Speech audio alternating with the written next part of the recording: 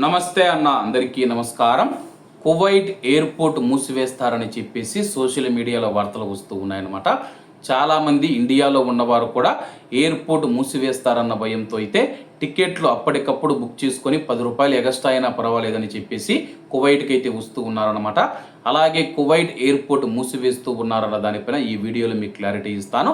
ప్రస్తుతం ఉన్న పరిస్థితుల నేపథ్యంలో కువైట్ ఎయిర్పోర్ట్లో విమానాల రాకపోకలు యథావిధిగా సాగుతూ ఉన్నాయి. ఎవరూ భయపడవలసిన అవసరం లేదు. జూన్ 1 ఈ రోజు నుంచి అంతర్జాతీయ విమానాల కోసం టెర్మినల్ 1 కూడా ప్రారంభమైనట్లు అధికారులు తెలియజేశారు.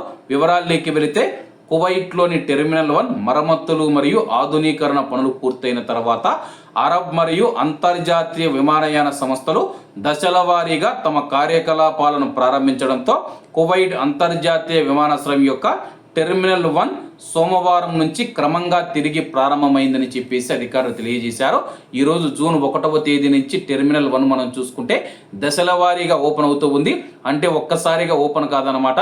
కువైట్ ఎయిర్పోర్ట్ ముందు ఎలాగైతే 10% విమానాలతో ఓపెన్ అయ్యాయో అలాగే టెర్మినల్ 1 కూడా 10%, 20%, 30%, అలాగే అప్పటికప్పుడు పరిస్థితులను బట్టి నిర్ణయం తీసుకొని పూర్తి స్థాయిలో విమానాలు నడిపేందుకు టెర్మినల్ 1 ఓపెన్ చేస్తామని చెప్పేసి అధికారులు తెలుపుతూ ఉన్నారు.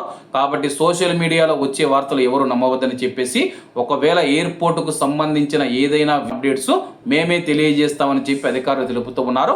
కాబట్టి కువైట్కు వస్తూ ఉన్న మన భారతీయులు ఎవరైతే ఉన్నారో మీరు నిదానంగా అయినా సరే కానీ మీ పనిని పూర్తి చేసుకొని కువైట్కు రండి. కువైట్ ఎయిర్పోర్ట్ మూసివేయలేదు, ఇంకా కువైట్ ఎయిర్పోర్ట్ని అయితే ఓపెన్ చేస్తూ ఉన్నారు. మరిన్ని విమానాలు జూన్ 1 ఈ రోజు నుంచి అయితే తిరగనున్నాయి. ఎయిర్ ఇండియా ఎక్స్ప్రెస్ కావచ్చు, ఇండిగో విమానాలు కావచ్చు, భారతదేశానికి మరియు ఇతర దేశాలకు సంబంధించిన విమానాలు కూడా ఈ రోజు నుంచి కువైట్ ఎయిర్పోర్ట్ గుండా రాకపోకలు కొనసాగిస్తాయి. కాబట్టి అందరూ బాగుండాలి, అందులో మనం ఉండాలి. అందరికీ నమస్తే అన్న, జై హింద్.